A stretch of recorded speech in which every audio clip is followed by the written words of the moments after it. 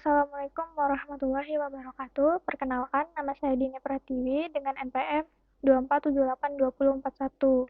Baik, pada video hari ini kita akan mendemonstrasikan program dan menjelaskan alur berpikir menggunakan ketiga algoritma.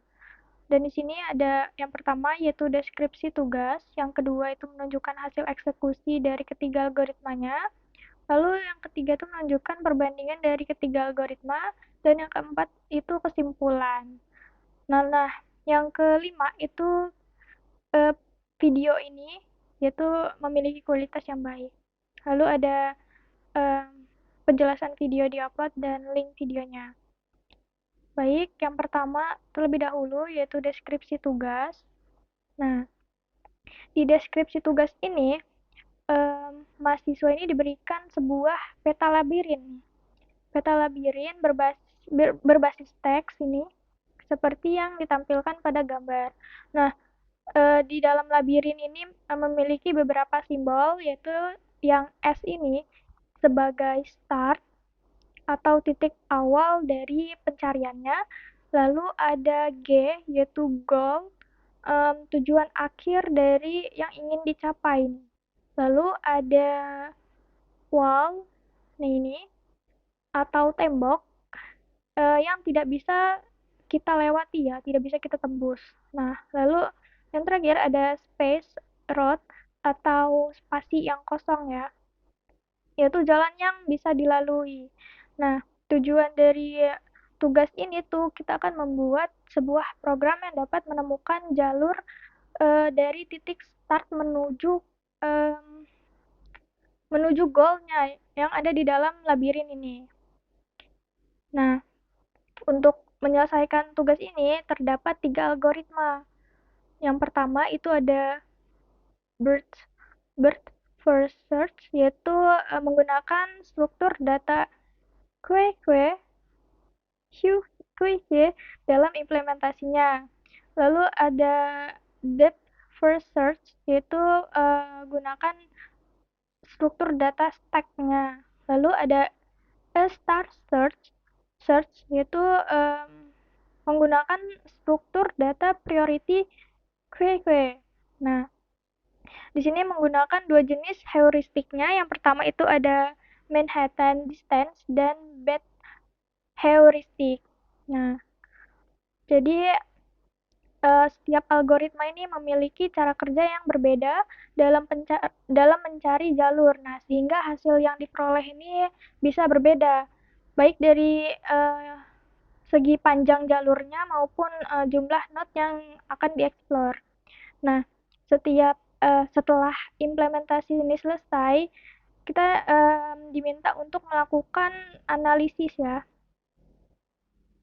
Melakukan analisis dan perbandingan terhadap ketiga algoritma. Nah, berdasarkan hasil dari programnya. Lalu selain itu hasil percobaan juga harus didokumentasikan ya dalam bentuk laporan. Karena saya sudah, ya udah. Terakhir, mahasiswa juga diminta untuk membuat video penjelasan. Nah, ini video penjelasannya. Baik, di sini kita buka terlebih dahulu. Kita perlu kita masuk ke CD download. Lalu kita jalankan kodenya, yaitu Python lab 2.py. Nah, ini merupakan hasil dari eksplorasinya, yaitu startnya dari 1,1 dan goalsnya dari 1 ke 18 ya. Nah, di sini saya akan menjelaskan bagian dari BFS terlebih dahulu ya, atau tadi breadth first search. Nah, secara sederhananya BFS ini algoritma pencarian yang bekerja dengan cara menjelajahi. Nih, menjelajahi secara melebar terlebih dahulu dia. Nah, bukan langsung masuk ke satu arah jalan aja. Dia bukan satu langsung masuk, bukan ke langsung goals gitu. Nah, dari titik awal BFS ini akan memeriksa semua kemungkinan yang jaraknya tuh paling dekat terlebih dahulu. Nah, lalu baru melanjutkan kemungkinan yang lebih jauh gitu dia.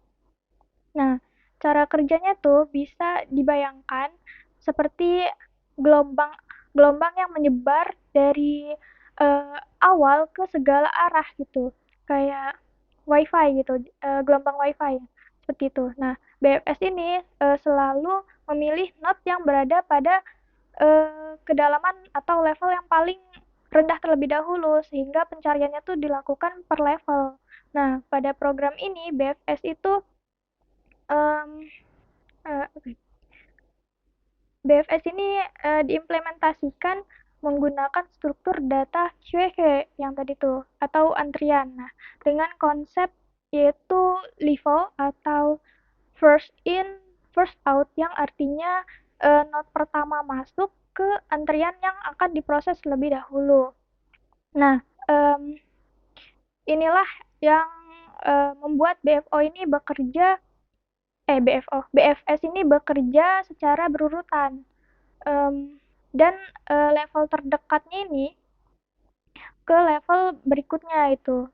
Ini level 1, level 2, level 3, dan seterusnya. Nah, sekarang saya jelaskan ya output hasilnya ini. Nah, simbol pagarnya ini kan menunjukkan temboknya, dan S itu kan tadi titik startnya, lalu G ini goalsnya. Nah, simbol bintang ini, bintang ini itu menunjukkan jalur solusinya yang ditemukan dari start ke goalsnya. Nah, lihat. Nah, jadi tanda bintang ini tuh jalur akhir yang akan dipilih oleh BFS. Nah, bukan semua node yang sempat dikunjungi. Dia bisa menyebar nih dari sini, dari start sini bisa ke bawah sini. Dia menyebar terlebih dahulu. Nah, dari hasil eksekusi programnya, BFS ini memiliki path length-nya 30 step atau 30 langkah nih dari start nih. Dia memiliki 30 langkah. Nah, node explore-nya dia ada 66. Nih dia. Dia mengeksplorasinya sampai 66 langkah nih. Nah, artinya jalur yang ditemukan dari start ke goals ini terdiri dari 30 langkah kan, karena BFS ini bekerja berdasarkan level. Nah, maka jalur ini merupakan jalur terpendek yang bisa ditemukan pada maze ini, pada peta ini. Nah, sedangkan jumlah node yang diekspor itu sebanyak 66, menunjukkan bahwa selama proses pencarian BFS ini tuh sempat membuka cukup banyak node-nya sebelum dia menemukan goals-nya. Nah, setelah hal ini terjadi karena BFS ini tidak langsung tahu jalur mana yang benar sehingga dia tuh harus mencoba semua kemungkinan yang ada pada level yang sama terlebih dahulu. Nah, kalau dijelaskan berdasarkan konsep levelnya, level pertama itu yaitu dari start. Lalu level yang kedua itu bisa dicapai dengan langkah pertama. Nah, ini langkah pertama. Level kedua yaitu posisi yang bisa dicapai yaitu langkah kedua. Nah, ini langkah kedua. Nah, seperti itu. Nah, BFS ini menyelesaikan pencarian satu satu level terlebih dahulu sebelum pindah ke level berikutnya. Nah, karena goals ini ditemukan pada level yang paling paling dangkal nih, maka solusi yang didapat itu adalah yang paling optimal. Nah, kalau dilihat dari visualisasi jalurnya, BFS ini menghasilkan jalur yang apa nih? Jalur yang cuk jalur yang jalur yang cukup langsung menuju goal dan tidak terlalu berputar atau ngelooping gitu ya. Nah, namun kekurangannya yaitu BFS ini membuka terlalu banyak node-nya dia. Membuka terlalu banyak node-nya karena pencariannya tuh menyebar ke berbagai arah. Seperti itu. Baik, penjelasan selanjutnya yaitu yang algoritma DFS. Nah, DFS atau bisa di ini depth nah ini depth depth first search itu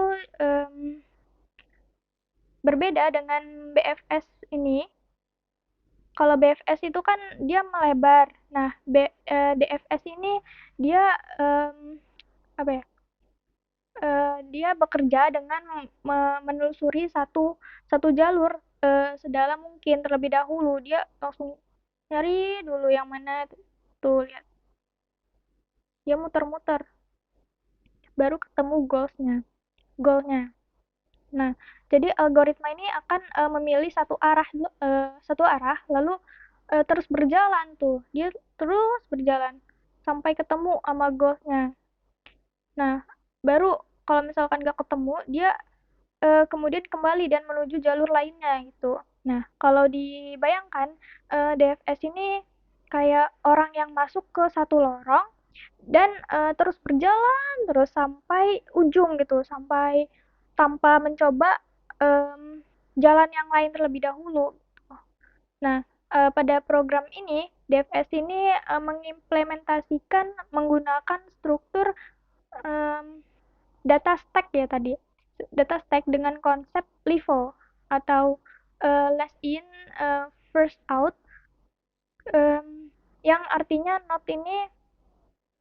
eh, node yang terakhir dimasukkan ke dalam stack ini akan diproses terlebih dahulu. Terlebih dahulu inilah yang membuat DFS ini langsung fokus ke jalurnya secara mendalam ya nih, secara mendalam. Nah, dari hasilnya yaitu yang path length-nya di sini ada 52 step atau langkah nih. Lalu ada explore-nya ada 74. Nah, artinya DFS ini berhasil menemukan menemukan jalan dari awal ini dari start ini ke goal-nya atau ke tujuannya. Tetapi jalurnya tuh lebih panjang dibanding yang em, dibanding yang BFS-nya. Nah,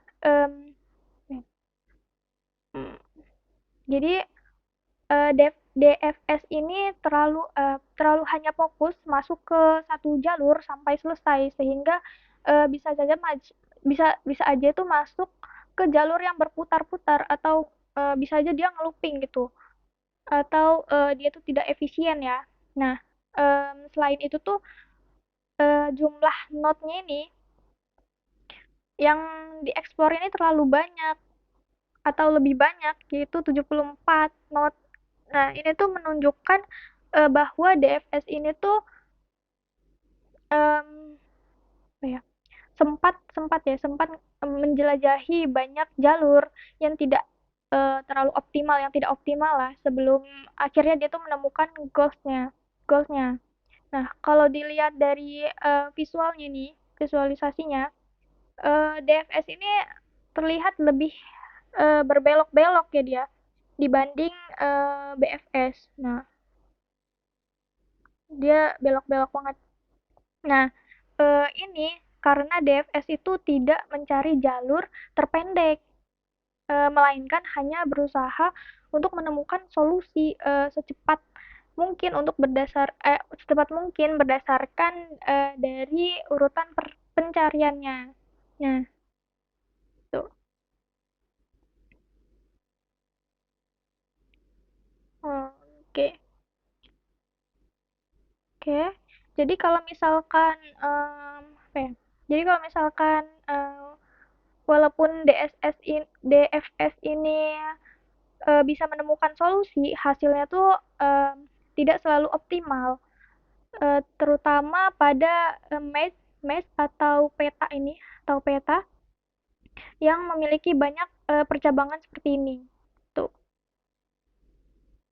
Nah, baik selanjutnya saya akan menjelaskan bagian yang eh, bagian algoritma yang eh, E-starnya. Oke, bagian algoritma yang ketiga itu E-star search gitu adalah algoritma pencarian yang lebih terarah gitu, yang lebih bisa diarah gitu dibanding BFS um, BFS dan DFS gitu. Nah, kalau BFS itu kan dia menyebar ke banyak arah gitu. Nah, kalau DFS itu kan masuk ke jalur yang satu jalur aja. Nah, maka yang star ini itu dia mencoba memilih jalur yang paling kayak menjanjikan untuk sampai ke goalsnya gitu. Nah, oke, di sini saya akan jelaskan bagian dari Manhattan ya, Manhattan heuristic. Oke. Nah, ini Manhattan heuristic. Oke. Nah, Manhattan heuristic ini memperkirakan jarak dari posisi posisi yang sekarang nih ke tujuan dengan menghitung selisih baris dan kolom. Hmm, selisih baris dan kolom. Oke. Hmm.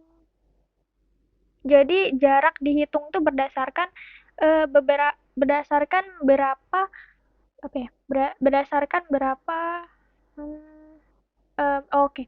Berdasarkan berapa langkah nih? Berdasarkan berapa langkah ke atas dia. Berdasarkan berapa langkah ke atas. Nah, ke atas, ke bawah, ke kiri nih, ke kiri atau ke kanan. Ke kiri atau ke kanan.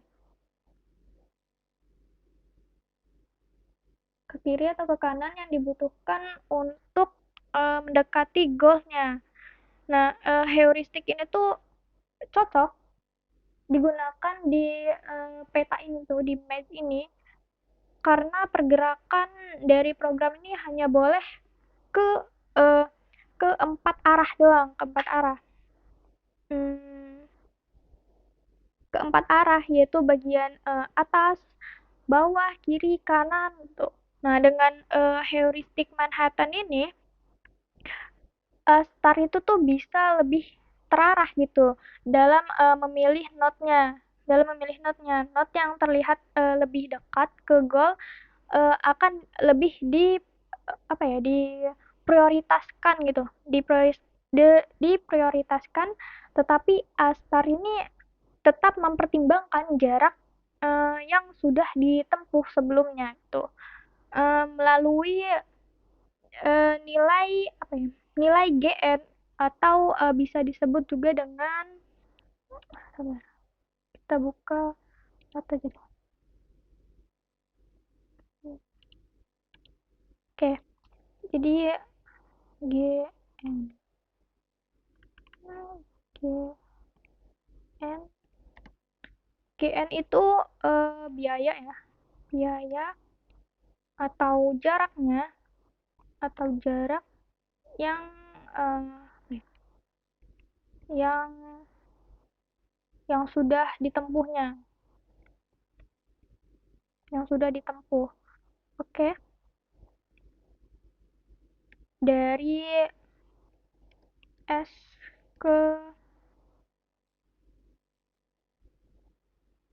dari start ke eh, mm, ke goalsnya, ke goals. Nah, bentar.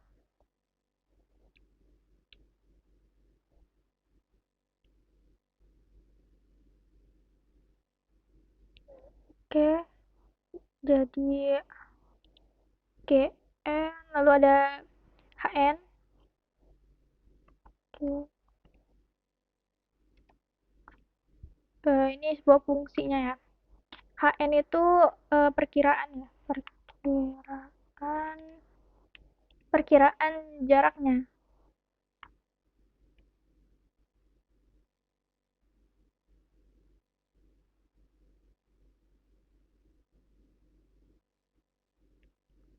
Dari start ke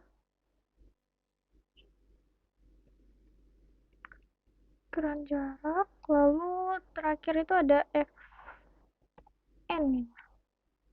Fn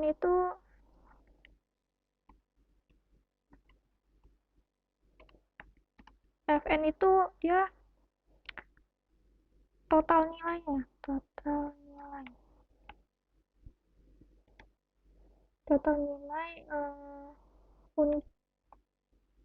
untuk prioritas node-nya,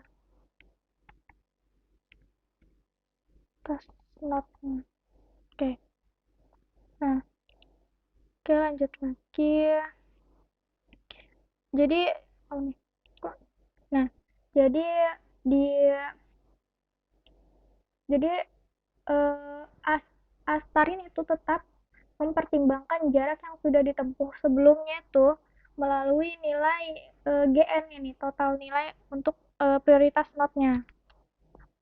Jadi pencariannya tuh tetap seimbang gitu, tidak terlalu menyebar seperti BFS tadi dan tidak terlalu tidak terlalu ke satu arah seperti DFS-nya itu. Nah, dari hasilnya ini bisa dilihat path length-nya ada 30 langkah, 30 step. Tuh dia ada 30 step. Lalu bagian explore-nya ada 36 maksudnya, ada 36. Nah, artinya Astar Manhattan ini itu berhasil menemukan jalur dari start ke goals-nya sepanjang 30 langkah. Nah, hasilnya itu tuh sama dengan dengan BFS, sama ya hasilnya dengan BFS. Dan hasilnya sama.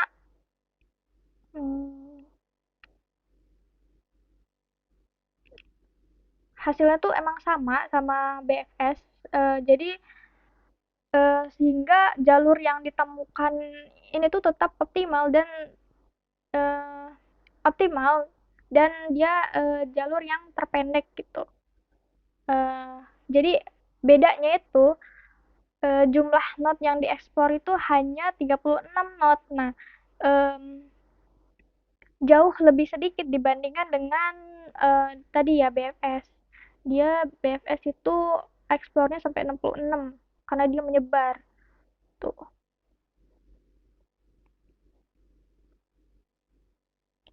Nah, ini tuh menunjukkan bahwa Star Manhattan itu tuh lebih efisien ya, karena pencariannya tuh dibantu oleh heuristik yang mengarahkan proses ke goals-nya atau ke tujuannya. Oke. Kalau dilihat dari jalur Star Manhattan ini sama aja kayak BFS, sama seperti BFS, tetapi pencariannya tuh lebih kayak hemat gitu, lebih hemat. Jadi di sini tuh bisa dilihat bahwa heuristik Manhattan ini membantu Alstar itu memangkas pencarian tanpa tanpa mengorbankan kualitas solusinya gitu.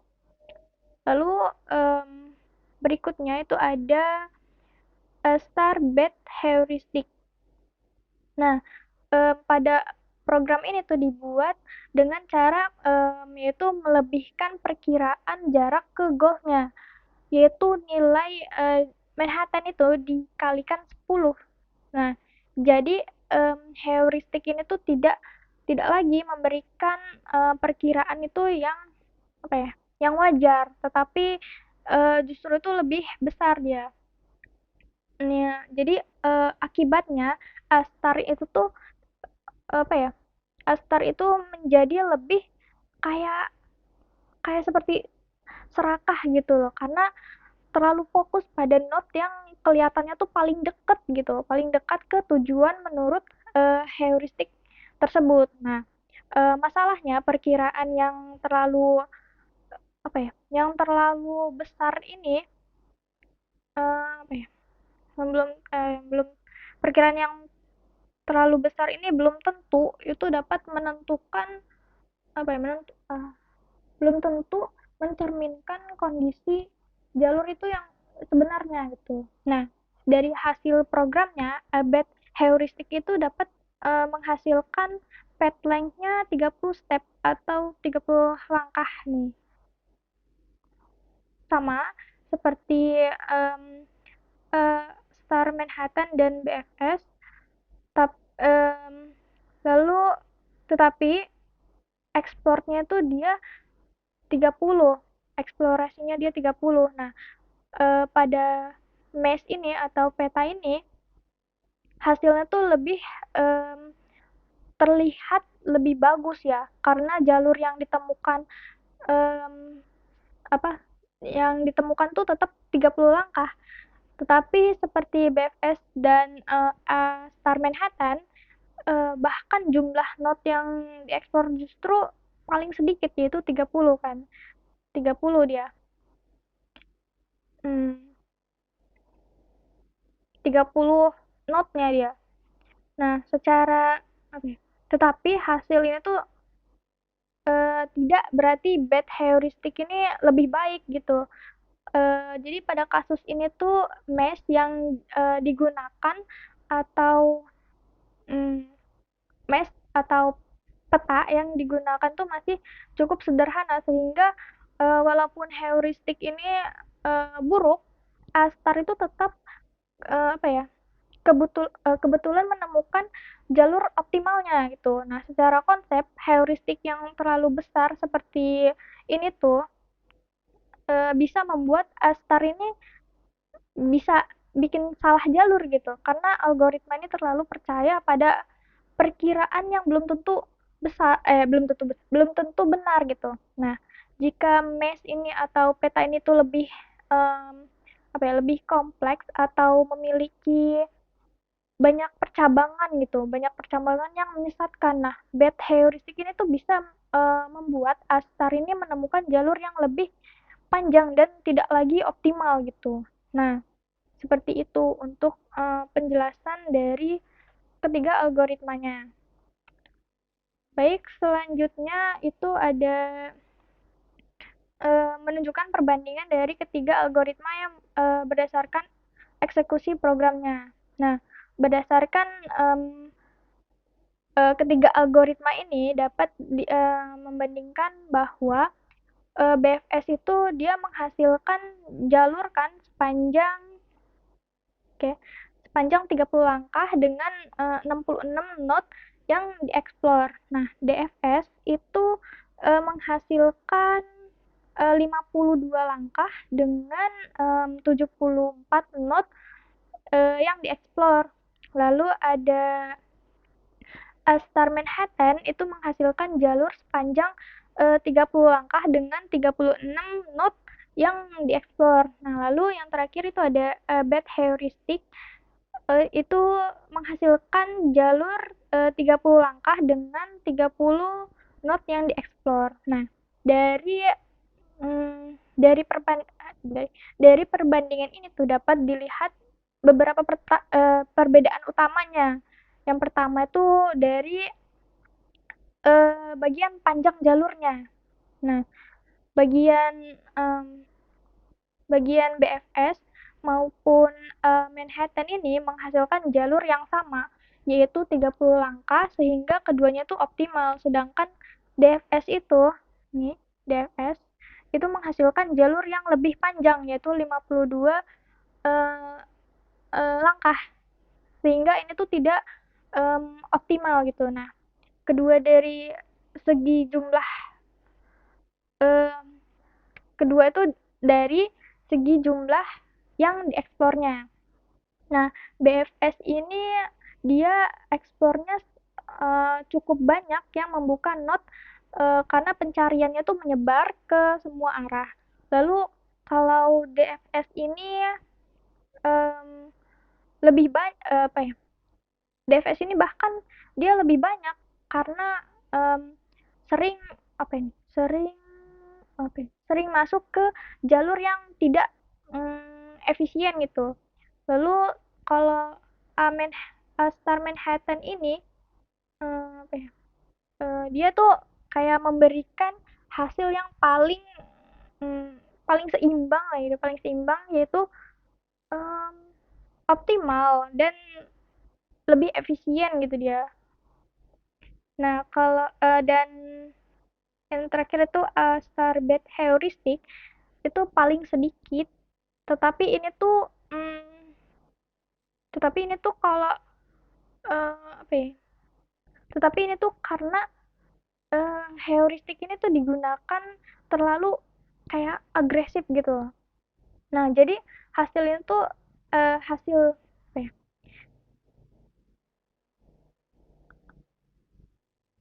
Jadi hasil perbandingan ini tuh terlibat bahwa penggunaan heuristik itu tuh sangat lebih apa ya? Lebih berpengaruh lah terhadap performa algoritma pencarian ini. Seperti itu.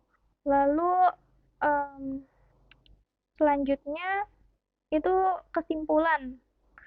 Kesimpulan. Oke. Nah, bagian kesimpulannya. Oke. Nah, em, kesimpulan dari ketiga algoritmanya yaitu BFS dan Star Manhattan ini itu sama-sama menghasilkan jalur dengan panjang yang 30 langkah ya, sama-sama 30 langkah. Sama juga sih ini. Tapi ini enggak terlalu di ini sih. Back heuristiknya enggak terlalu di karena dia lebih agresif gitu. Oke. Sama-sama menghasilkan jalur yang 30 langkah ya, yang BFS dan Star Manhattan ini. Sehingga keduanya tuh dapat dikatakan bahwa ini tuh memberikan hasil yang apa ya, optimal gitu atau jalur yang terpendek pada mesh atau peta ini. Nah, sedangkan DFS ini hmm, DFS itu tuh menghasilkan jalur yang lebih panjang, yaitu dia tuh 52 langkah atau 52 step, sehingga ini tuh tidak optimal lah ya. Nah, dari dari data semua ini terlihat bahwa BFS ini memang apa ya? BFS tuh lebih memang menjamin lah jalur terpendek, tetapi pencariannya tuh kurang lah gitu, kurang efisien karena harus eh, membuka membuka banyak node dulu dia, membuka banyak node dulu. Nah, DFS ini DFS ini tuh justru kurang baik dalam kasus ini karena dia tuh selain node yang dibuka lebih banyak, jalur yang ditemukan juga tuh tidak optimal untuk bagian DFS ini. Nah, untuk bagian yang Star Manhattan ini itu menjadi algoritma yang paling seimbang lah gitu. Karena tetap menghasilkan jalur jalur yang terpendek, gitu, tetapi dengan apa ya, dengan jumlah eksplorasi node itu yang lebih sedikit gitu dibandingkan BFS. Nah, eh, hal ini tuh karena Astar Astar Manhattan ini itu apa ya, menggunakan heuristik yang apa ya, membantu mengarahkan pencarian tuh menuju tujuan atau goalsnya gitu. Nah, sedangkan Astar dengan bad heuristik ini pada kasus itu tuh memang terlihat paling sedikit gitu loh dalam mengekspor node-nya, tetapi bisa dijadiin atau bisa dijadikan acuan gitu sebagai algoritma terbaik. Nah, hal ini tuh karena heuristik yang digunakan tuh tidak akurat gitu, sehingga pada kondisi lain bisa apa ya, bisa menghasilkan jalur ini tuh tidak optimal gitu, tidak optimal. Nah, jadi dapat disimpulin bahwa apa ya, bahwa em, algoritma yang terbaik pada percobaan mesh ini apa dalam program ini tuh Astar dengan Manhattan itu tuh apa ya? Oh ya, yang terbaik itu yaitu Astar Manhattan. Ya, dengan Astar Manhattan karena dia tuh mampu memberikan apa ya, memberikan hasil hasil optimalnya dengan apa ya, dengan proses pencarian yang lebih efisien gitu dibandingkan algoritma yang lainnya yaitu yang seperti DFS, BFS dan bad heuristic ini. Nah, baik kita kembali lagi. Oke, sepertinya sudah selesai.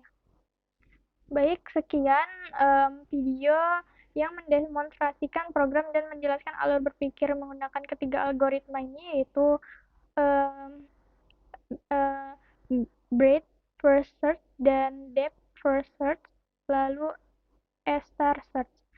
Sekian penjelasan saya, mohon maaf jika saya masih banyak kurangnya dalam menjelaskan. Mohon maaf. Saya pamit undur diri. Wassalamualaikum warahmatullahi wabarakatuh.